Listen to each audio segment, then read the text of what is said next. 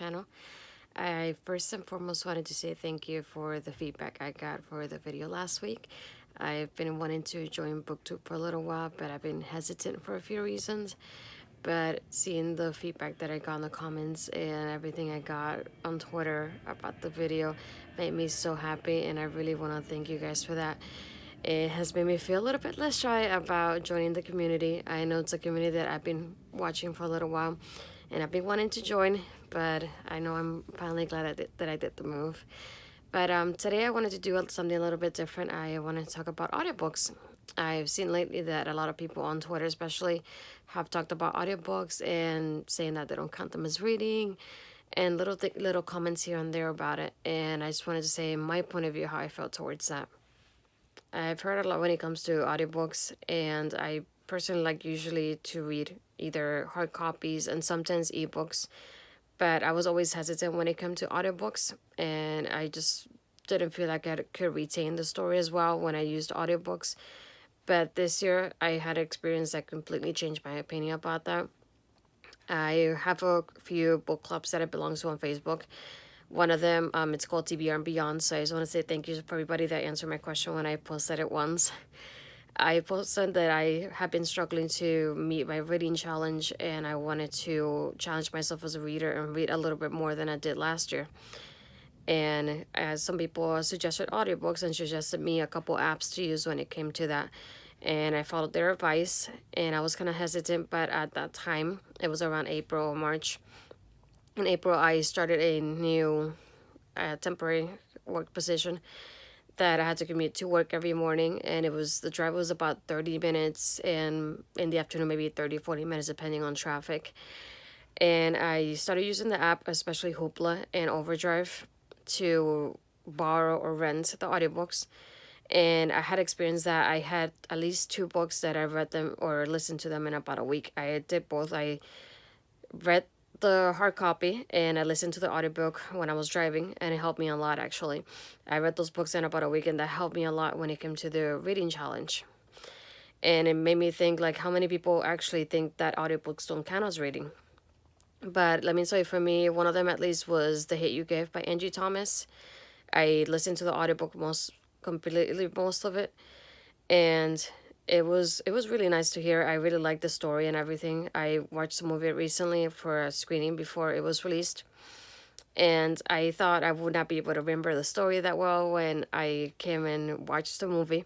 But I feel like even with the audiobook, I feel like I was picturing everything that I've listened to, and I feel like I could listen to the person's voice as I was watching the movie, and I could remember exactly what was going to happen next and how it changed compared to the book. And I thought it was really awesome to see that.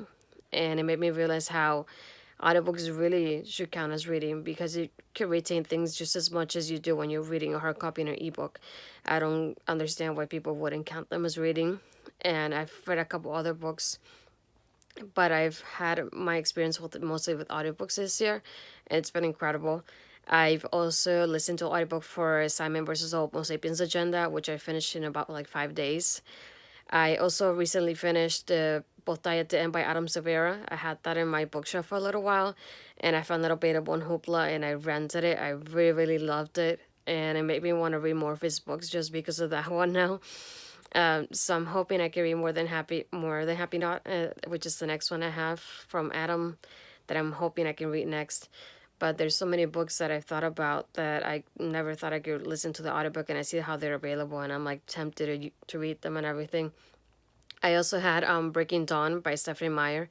I am still a big Twilight fan, and I feel like for some reason I didn't finish the series, and I rented the audiobook very recently, and I finished it in probably about a week or so, and it was pretty awesome to actually listen to the audiobook and picture the movie in my mind as well. It just I don't know why I loved it so much, and it's made me change how I felt about audiobooks.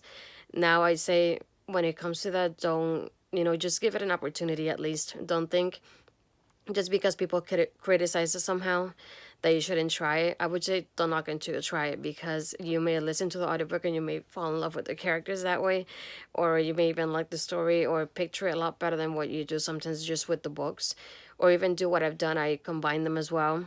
When I'm driving, I do the audiobook, and when I'm home, I actually read the hard copy. So it's pretty nice to have that mixture of it too. I really enjoyed that a lot, and I think I'm going to continue doing it so far.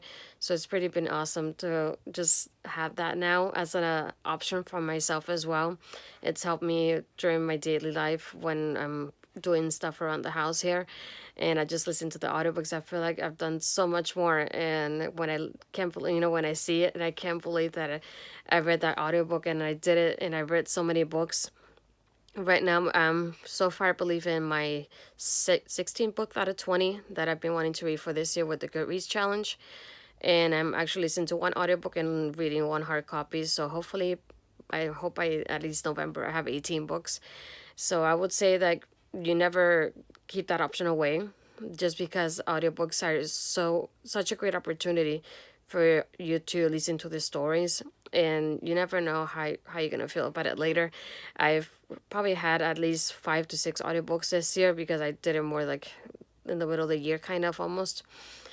But I would say give them an opportunity. So I would say if I can love audiobooks, and I was picky about it at first, I'm pretty sure anybody can do it as well.